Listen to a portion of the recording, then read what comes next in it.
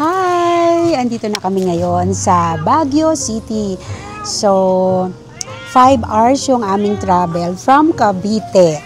And andito na nga kami. Dito kami nag-stay sa Gibraltar 88 Santras Condominium, guys.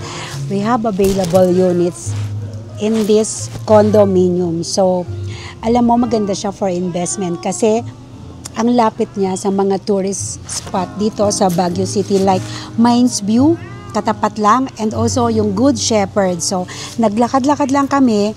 Andito naman kami ngayon sa Coffee Project Burn. Yes, guys, ang ganda ng area. So, eto. Ayan. Ay, wait. Ako pala ang tinitingnan niya. So, ayan. Ayan. Late lunch. This is late lunch. Yes. Yes po. Okay. Okay, thank you. Okay. Yan. So, guys, kakain muna kami. So, if you're looking for an investment here in Baguio City, message nyo lang ako, guys.